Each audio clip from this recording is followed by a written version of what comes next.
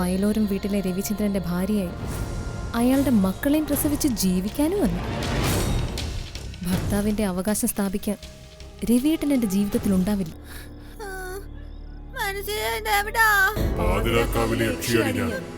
നിന്നെ കൊന്നു ചോര കുടിക്കാൻ പോവാ. മോളെ കുട്ടിമണി, മോളെ മോളെ കുട്ടിമണി. എത്ര പ്രേതത്തെ കണ്ടെന്നാ പറഞ്ഞേ?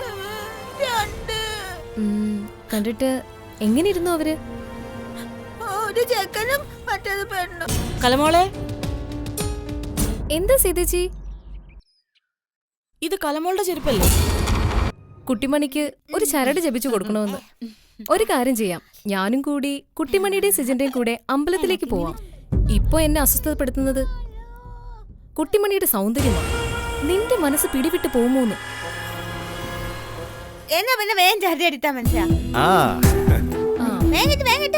ഒന്ന് തൊടാൻ കിട്ടുന്ന അവസരമല്ലേ? അയ്യോ, ഞാൻ കെട്ടലും പൂട്ടലും ഒക്കെ ഞാൻ നടത്തിക്കൊള്ളാം. ഇത് പിടിക്കും.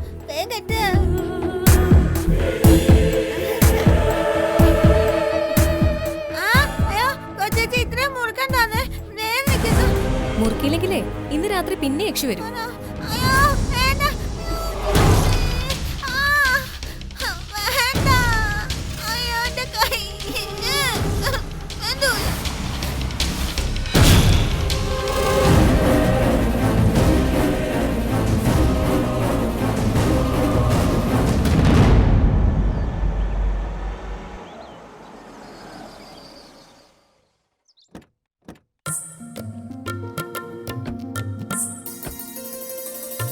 അമ്മേ, അമ്മേ, മതി. അമ്മേ വേഗം വാ. സീതച്ചി, അപ്പച്ചി ഒന്ന് ഓടി വാ, വേഗം വാ. നിനക്കെന്താ ലോട്ടറി അടിച്ചോ? ആ, എനിക്കടിച്ച ലോട്ടറി എന്റെ ഭാര്യ, പിന്നെ അവളുടെ അച്ഛനും. മരുമകനെ, നീ എന്നെ അങ്ങനെ അങ്ങ് പൊക്കല്ലേ. അച്ഛൻ വന്നകാലം നിൽക്കാതെ അകത്തോട്ട് കയറി ഇരിക്കാൻ പല സമയമുണ്ടല്ലോ. ദേ, ഇവൾ അമ്മയുടെ മരുമകന് പുത്തൻ കാറ് വാങ്ങിച്ചു നൽകിയിരിക്കുക. ആണോ? അല്ലാതെ പിന്നെ ഏതായി വണ്ടി? കൊള്ളാവടാ, നല്ല വണ്ടി. നമ്മുടെ കുട്ടിമണിക്ക് വേണ്ടി ഇത്രയെങ്കിലും ചെയ്യാൻ നിനക്ക് പറ്റിയല്ലോ. നന്ദിയുണ്ട് കേട്ടോ, ഒരുപാട്. അയ്യോ, എന്തിന്? എന്റെ മകളുടെ വീട്ടിൽ സന്തോഷം ഉണ്ടാവേണ്ടത് എന്റെ ആവശ്യമല്ലേ. അതിനെന്നാൽ കഴിയുന്നത് ഞാൻ ചെയ്യുന്നു, അത്രേ ഉള്ളൂ. എടി മോളെ, നിനക്ക് നിന്റെ കെട്ടിയോനും സ്വന്തമായിട്ട് കിട്ടിയ കാറാ.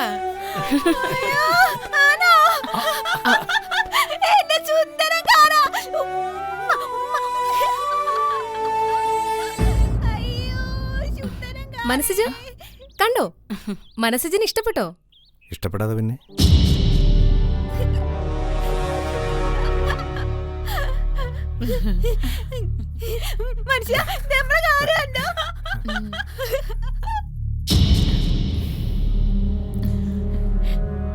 മതിയേടത്തിയുടെ അച്ഛന് ഇത്രയും വലിയൊരു മനസ്സുണ്ടെന്ന് എനിക്കിപ്പോഴാ പിടികിട്ടിയത്.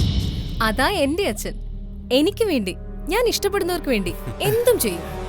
അച്ഛാ, അച്ഛന്റെ കൈകൊണ്ട് തന്നെ വണ്ടിയുടെ താക്കോല് മനസ്സിജിന് കൊടുക്കണം. അയ്യോ, അതൊന്നും വേണ്ട. വേണമല്ലോ. അർഹതപ്പെട്ടവരുടെ കയ്യിൽ അർഹതപ്പെട്ടവർ തന്നെ കൊടുക്കണം. അതെ, ശരിയാ. മതി പറഞ്ഞതാ കറക്റ്റ്. അപ്പൊ ആ ചടങ്ങ് കൂടി ഐശ്വര്യമായിട്ട് അങ്ങ് നടക്കട്ടെ. ആ, അതെ.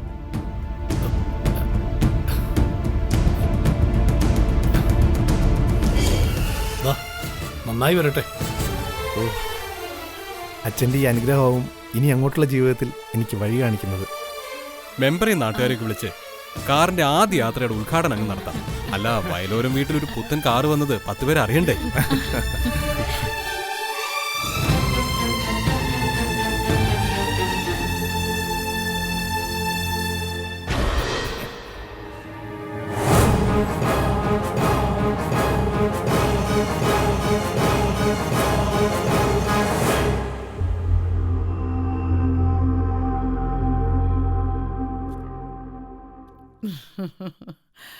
മഹാലക്ഷ്മി വലതുകാലി വെച്ച് വന്ന് കയറിയെന്നൊക്കെ പറഞ്ഞാ ഇതുപോലെയാ. കലമോള് വന്നു കുടുംബത്ത് നെയ്വിളക്ക് വെച്ചതുപോലെയാ. എന്റെ അപ്പച്ചിയമ്മേ, എന്നെ ഇങ്ങനെ പുകഴ്ത്തല്ലേ. ഞാനങ്ങ് പൊങ്ങി പോവേ. പുകഴ്ത്തലല്ലോ, സത്യമല്ലയോ പറഞ്ഞത്? എന്തെല്ലാം സാധനങ്ങൾ കൊച്ചി ഇവിടേക്കായിട്ട് കൊണ്ടുവന്ന് ഇപ്പൊ തന്നെ 10-12,000 രൂപയായില്ലോ ഈ കാർ. 10-12,000? എന്റെ അപ്പച്ചമ്മേ, 10-12 ലക്ഷം രൂപ വരും. അത്രയാവോ? പിന്നല്ലാതെ എന്തായാലും സിജന് സ്വന്തമായി ഒരു വണ്ടിയായല്ലോ. സ്വന്തമായിട്ട് എന്തെങ്കിലും വരുമാന മാർഗം ഉണ്ടെങ്കിലേ നമുക്ക് എന്തെങ്കിലും മിച്ചം പിടിക്കാനാവും. ഓ, അതിനും പഠിത്തവും കഴിവും വൈഭവവും ഒക്കെ വേണം. ഇപ്പൊ തന്നെ ബാലൻ കടയുമായി ഇരിക്കുന്നു. കാലം എത്രയായി? എന്തെങ്കിലും സമ്പാദിച്ചോ? അതെങ്ങനാ? നാട്ടുകാർക്കെല്ലാം കടം കൊടുക്കും. നാട്ടുകാർക്ക് കഞ്ഞി വയ്ക്കാൻ അവൻ ഒരു കട നടത്തുന്നു, അത്ര തന്നെ.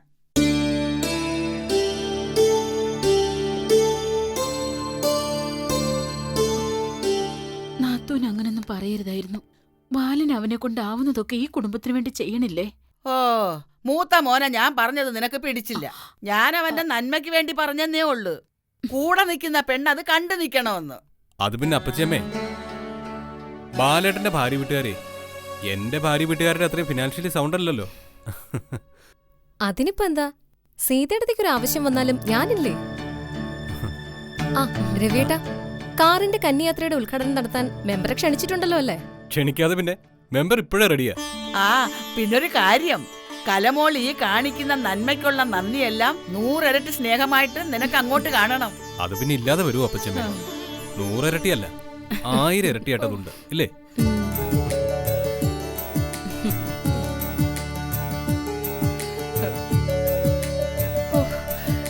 എന്റെ പിള്ളേർക്ക് കണ്ണു കിട്ടാതിരുന്നാ മതിയായിരുന്നു.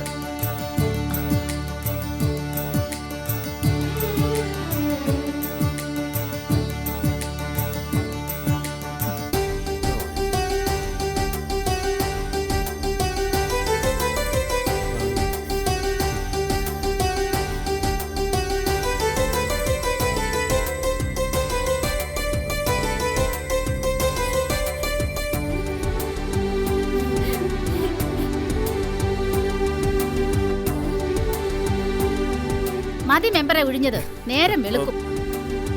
പിന്നെ കാറിന് ദൃഷ്ടിദോഷം വരാതിരിക്കാൻ ഒന്നും ഉണ്ടായിരിക്കും. അതിനാര് കണ്ടുവയ്ക്കാൻ? നീ മതിയല്ലോ. അറിയാവല്ലോ, ഒതളങ്ങാപ്പുരയിലെ സരോജിനിക്ക് പഞ്ചായത്ത് വക ഒരു ജെഴ്സി പശുവിനെ ഞാൻ കൊടുത്ത കഥ. പശുവിനെ നോക്കിയിട്ട് ഇങ്ങോട്ട് നോക്കണം. പശുവിനെ നോക്കിയിട്ട് നമ്മുടെ ഈ ശാന്ത എന്നാ തലയെടുപ്പുള്ള പശു എന്ന് പറഞ്ഞതേ ഉള്ളൂ. പശു ദേ കിടക്കുന്നു, തലയും കുത്തി ആ സ്പോട്ടിൽ തീർന്നു. അന്ന് ആ സരോജിനി വിളിച്ച തെറിയുടെ പുളി ഇപ്പോഴും ശാന്തയുടെ ചെവിന്ന് പോയിട്ടില്ല. അതിപ്പോ എന്റെ കുഴപ്പമൊന്നുമല്ല. പിന്നെ ഏതാണ്ട് അസുഖം പിടിച്ച പശുവിന്റെ മെമ്പർ കൊടുത്തിട്ടാ. ആ, ഇത്തരം സൂക്കേടിന്റെ പേര് കരിങ്കണ്ണു മനിയ. തേങ്ങ ഉടയ്ക്കും മെമ്പറെ. എവിടെ? നിന്റെ തലയിലോ? സുദ്രമേ, പുതിയ കാറൊക്കെ കിട്ടിയില്ലയോ? എല്ലാം ഞങ്ങളുടെ മതികലമോളുടെ ഐശ്വര്യം കൊണ്ടാ മെമ്പറെ. ഈ വാർഡിലെ ഐശ്വര്യം ഈ മെമ്പറിന്റെ ഐശ്വര്യം കൂടാ. ഓ, ഉവ്വ്. അതാ ഓരോ കൊല്ലവും എലിപ്പനിയും പക്ഷിപ്പനിയും ഇങ്ങനെ മാറി മാറി വരുന്നത്. ഇതെവിടെ അടിക്കണമെന്ന് നോക്കി അടക്കായിരുന്നു ഞാൻ. ഓ ദൈവമേ.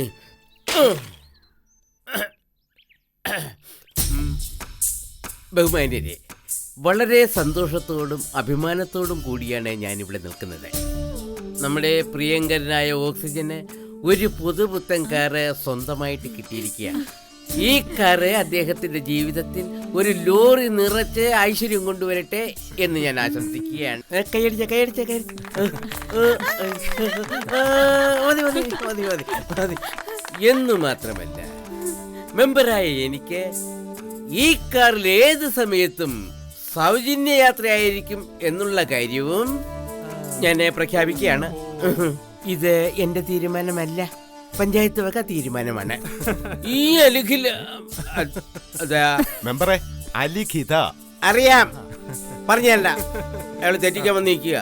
അതെ, ആ നിയമം ഈ കാറും ഞാനും ഈ പഞ്ചായത്തുള്ളിടത്തോളം കാലം നിലനിൽക്കുന്നതായിരിക്കും. ക്ലാപ്പ് ക്ലാപ്പേ ക്ലാപ്പേ.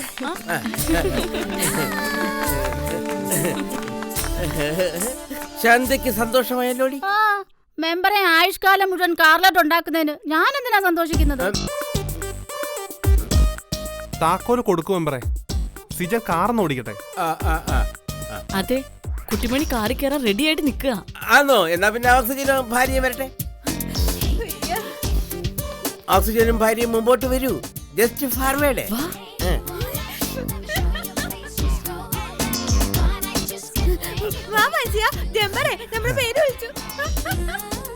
ഭാരതാമേ സുഭദ്രാമേ, ഇത് ആരുടെ ഐശ്വര്യമാണെന്ന് പറഞ്ഞാലും ഞാൻ പറയും ഇത് കുട്ടിമണിയുടെ ഐശ്വര്യമാണെന്ന്. ഈ കുട്ടിമണിയുടെ ഐശ്വര്യം കൊണ്ടാണ് ഈ കാർ ഇവിടെ വന്നത്. അതുകൊണ്ട് മനസ്സജൻ ആദ്യം സ്വന്തം ഭാര്യ അടുത്തിരുത്തി ഈ മുറ്റത്തൂടെ 4 റൗണ്ട് കാർ ഓടിച്ച് അങ്ങനെ മതി ഉദ്ഘാടനം. അല്ലാതെ എന്നെ ഇട്ട് നിർബന്ധിക്കരുത്. അതല്ലേ അതിന്റെ ശരി ശാന്തമ്മേ? എന്താ പറയുന്നു? പിന്നല്ലാതെ എന്നാ പിന്നെ ഐശ്വര്യമായിട്ട് കാറിലോട്ട് കയറി രണ്ടാളും കേറാം. വാന്നേ, വാ വാ, കാറില് കേറാം.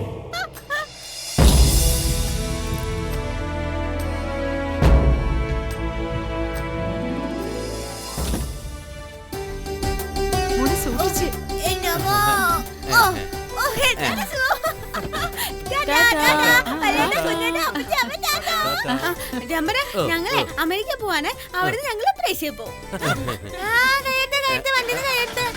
ഒരു കാറ് കിട്ടിയപ്പോ പെണ്ണ് 2 രാജ്യം കടന്നു. അപ്പൊ ഒരു വിമാനം കിട്ടിയിരുന്നെങ്കിൽ പെണ്ണ് ചെവ്വയിലെത്തിയേനെ.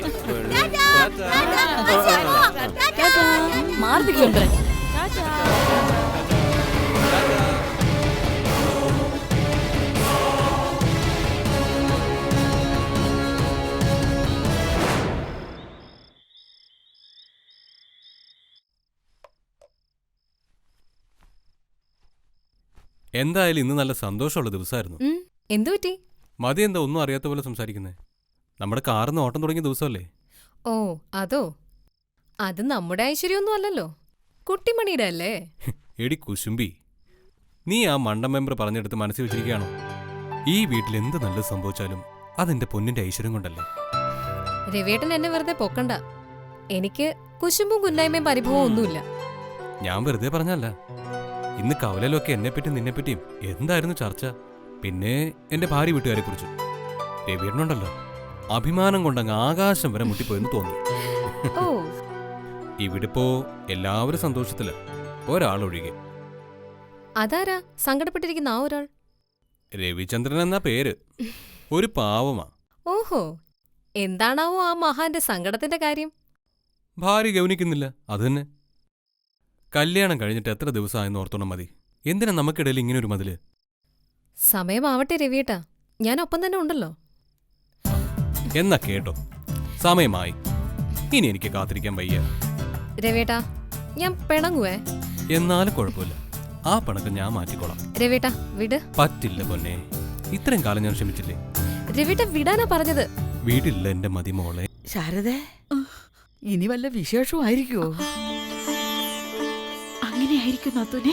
എന്തായാലും എന്റെ പെങ്കൊച്ചിന്റെ ഭാവി പോയി. വല്ല മാർബിൾ കൊട്ടാരത്തിൽ മഹാറാണിയെ പോലെ വാഴേണ്ടതായിരുന്നു.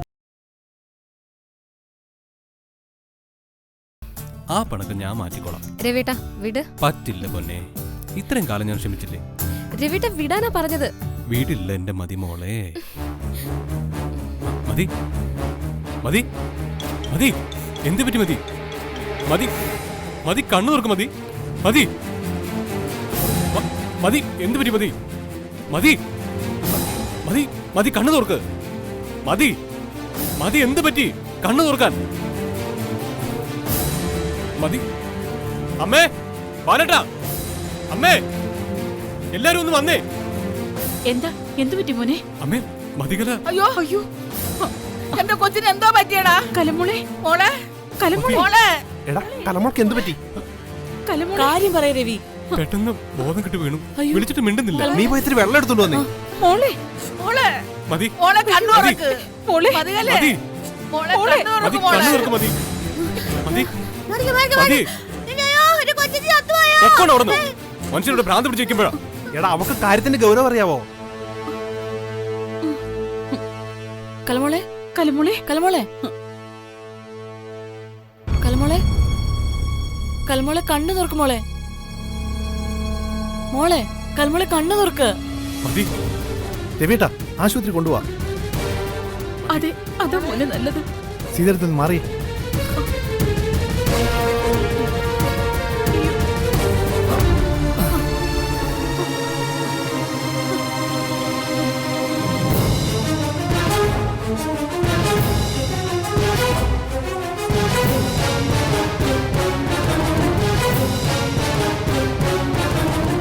മേരി മാതാ ഹോസ്പിറ്റൽ, ഡോക്ടർ ബെറ്റ്സി മാത്യു.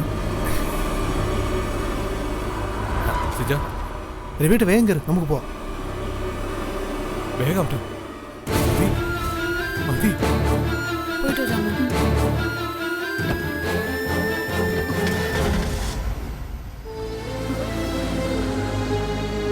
എന്റെ പരുത്തിക്കാവിലമ്മേ, എന്റെ കുഞ്ഞിനെ കാത്തോളണേ. ഭഗവതി, ഞാനൊരു ചുറ്റുവിളക്ക് കത്തിച്ചേക്കാം. ആ കൊച്ചിനൊരു ദോഷവും വരുത്തരുത്.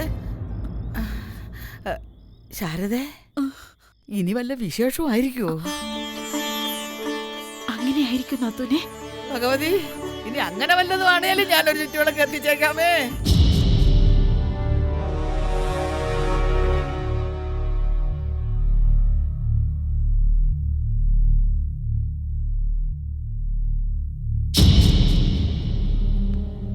ഡോക്ടർ എന്താ പറഞ്ഞതെന്ന് രവി എന്താ തെളിച്ചു പറയാത്തെ? ഇന്നലെ രാത്രി കൊണ്ടുവന്നതല്ലേ എന്റെ കൊച്ചിനെ? അതോ രവി എന്തെങ്കിലും മറയ്ക്കുന്നുണ്ടോ? അമ്മേ, ഞാൻ എന്ത് മറിക്കാനാ? രാത്രി ഡോക്ടർ എല്ലാ പരിശോധനകളും നടത്തി, 1-2 ഇഞ്ചക്ഷൻ എടുത്തു. പിന്നെ മതി മയങ്ങിക്കോട്ടെ എന്ന് പറഞ്ഞു. നേരം വെളുത്തിട്ട് എന്നോട് സംസാരിക്കാമെന്ന് പറഞ്ഞു. ഇതെങ്ങനെ സംഭവിച്ചതാണെന്നാ രവി പറഞ്ഞത്? അത് ഞങ്ങള് സംസാരിച്ചോണ്ടിരിക്കുവായിരുന്നു അമ്മേ. പെട്ടെന്ന് മതി അങ്ങോട്ട് ബോധം കെട്ട് വീണു. രവിയുടെ സംസാരം കേട്ട് ബോധം പോവാൻ അത്ര ഭീകരമായ എന്തെങ്കിലും കാര്യമായിരുന്നോ രവി പറഞ്ഞത്? അല്ലമ്മേ, ഞങ്ങളുടെ ഭാവി കാര്യം. എന്തായാലും എന്റെ പെങ്കൊച്ചിന്റെ ഭാവി പോയി. വല്ല മാർബിൾ കൊട്ടാരത്തിൽ മഹാറാണിയെ പോലെ വാഴേണ്ടതായിരുന്നു. ചാണകക്കുഴിയിലോട്ട് പോയേക്കുന്നു. അല്ല, രവിയുടെ അമ്മയും ചേട്ടത്തിയൊന്നും വിവരം അറിഞ്ഞില്ലായിരുന്നോ? സീതയെടുത്ത് ഇന്നലെ രാത്രി മുഴുവൻ മതിയുടെ അടുത്തുണ്ടായിരുന്നു. ഇന്ന് രാവിലെ വീട്ടിലേക്ക് പോയത്.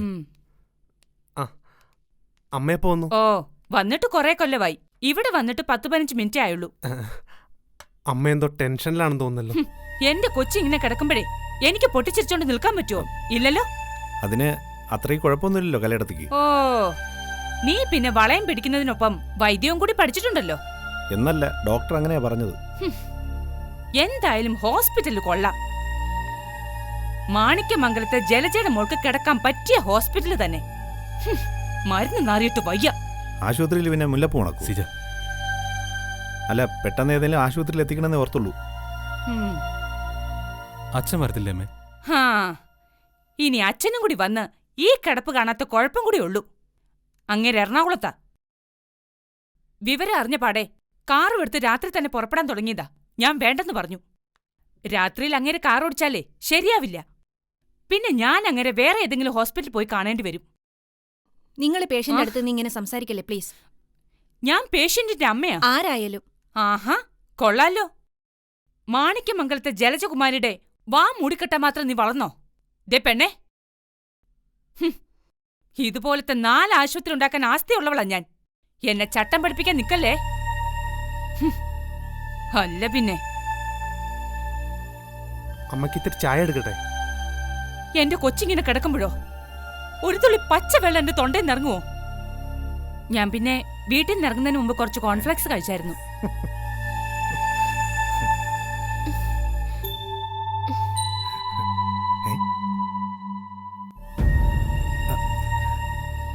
കലയെടുത്ത് കണ്ണൂർന്നു. മോളെ, ഞാനിത് എവിടെയാ? ആശുപത്രിയില്. ഓർക്കുന്നില്ലേ ഇന്നലെ രാത്രി കലമോള് തലചുറ്റി വീണത്? ഞാനോ? അയ്യോ എന്റെ പൊന്നുമോളെ, അതുപോലെ നീ ഓർക്കുന്നില്ലേ? ഓർമ്മയെല്ലാം പോയോടി. പ്ലീസ് നിർത്ത്. അമ്മ എന്തിനാ കരയുന്നേ? എനിക്ക് പിന്നെ സങ്കടം വരത്തില്ലേ? പിന്നെ എനിക്കറിയത്തില്ല എന്റെ അമ്മേ. ഇതിപ്പോ ആരെ കാണിക്കാനുള്ള കരച്ചിലാ? എന്നെയോ അതോ രവിയേട്ടനെയോ ബാലേട്ടനെയോ? ഫസ്റ്റ് ഞാനപ്പ തിരുവല്ലമലക്കാരിയായി. നിങ്ങളെല്ലാവരും ഒന്ന്. ഓടിപ്പാഞ്ഞു വന്ന എന്നെ തെരണ്ടിവാലുകൊണ്ട് തല്ലണം. ഞാൻ പറഞ്ഞു അമ്മയോട് ഓടിപ്പാഞ്ഞു വരാൻ.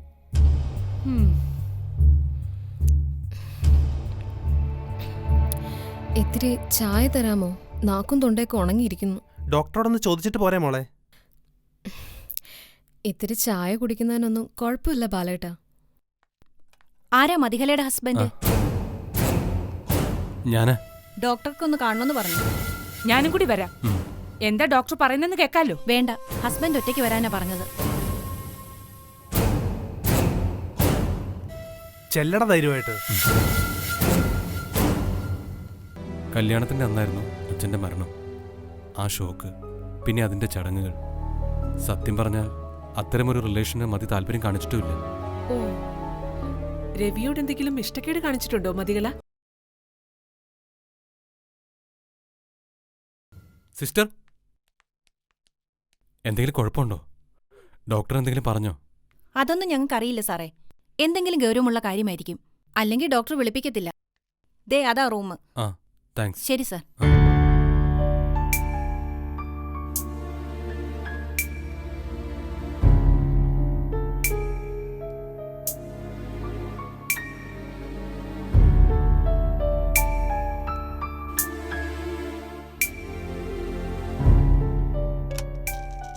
Doctor, may I? രവി വരൂ. Good morning doctor.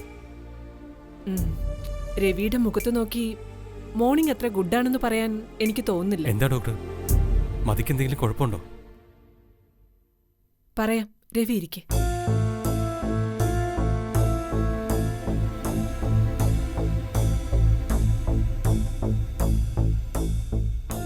Doctor please, എന്താണെങ്കിലും പറയൂ. എന്ത് കേൾക്കാനും ഞാൻ മെന്റലി പ്രിപ്പയർഡാണ്. നിങ്ങളുടെ മാരേജ് കഴിഞ്ഞിട്ട് എത്ര നാളായിന്ന് പറഞ്ഞത്? 1.5 മാസം കഴിഞ്ഞു. ലവ് മാരേജ് ആയിരുന്നു അല്ലേ? അല്ല, ബട്ട് പരസ്പരം അറിയാവുന്നവരായിരുന്നു. സൈലന്റ് ലവ് അല്ലേ? ഓക്കെ. ഈ 1.5 മാസത്തിനിടയിൽ നിങ്ങൾ എന്തെങ്കിലും ഭാര്യ ഭർത്താക്കന്മാരായി ജീവിച്ചിട്ടുണ്ടോ? ഐ മീൻ... ഇല്ല. വൈ? കല്യാണത്തിന്റെ അന്നായിരുന്നു അച്ഛന്റെ മരണം. ആ ഷോക്ക്, പിന്നെ അതിന്റെ ചടങ്ങുകൾ. സത്യം പറഞ്ഞാൽ അത്തരമൊരു റിലേഷന് മതി താല്പര്യം കാണിച്ചിട്ടുമില്ല. ഓ, രവിയോട് എന്തെങ്കിലും ഇഷ്ടക്കേട് കാണിച്ചിട്ടുണ്ടോ മതികള? ഏയ്, ഒരിക്കലുമില്ല. ഞാനെന്ന് വെച്ച ജീവനാ മതിക്ക്. അപ്പോ ഇഷ്ടക്കേട് ഒരു കാര്യത്തിനോട് മാത്രമല്ലേ, നിങ്ങൾക്കിടയിലെ കിടപ്പറ ബന്ധത്തിനോട്. അപ്പോ ഇനി ഞാൻ പറയുന്ന കാര്യങ്ങൾ രവി ശ്രദ്ധിച്ചു കേൾക്കണം, അനുസരിക്കണം. രവിയും മതികലയും അല്ലാതെ മറ്റാരും ഇത് അറിയുകയും ചെയ്യരുത്.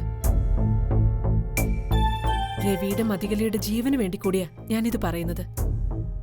രവിക്ക് മതികലയെ ഇഷ്ടമല്ലേ? എന്റെ ജീവനേക്കാൾ ഇഷ്ടം എനിക്ക് അവളെ. എങ്കിൽ ഞാൻ പറയുന്നത് കേൾക്കൂ. ക്ഷമയോടുകൂടിയുള്ള, സ്നേഹത്തോടു കൂടിയുള്ള ഒരു കാത്തിരിപ്പ രവിയുടെ ഭാഗത്തുനിന്ന് വേണ്ടത്. ഡോക്ടർ ഉദ്ദേശിക്കുന്നത്? കുറഞ്ഞത് 1 വർഷത്തേക്കെങ്കിലും രവിക്കും മതികലയ്ക്കും ഇടയിൽ സെക്ഷുവലായുള്ള യാതൊരു റിലേഷനും പാടില്ല. ഒറ്റ മുറിയിൽ ഉറങ്ങിയാൽ തന്നെ നല്ല 2 സുഹൃത്തുക്കളായിട്ട് വേണം 1 വർഷത്തേക്ക് നിങ്ങൾ കഴിയാൻ.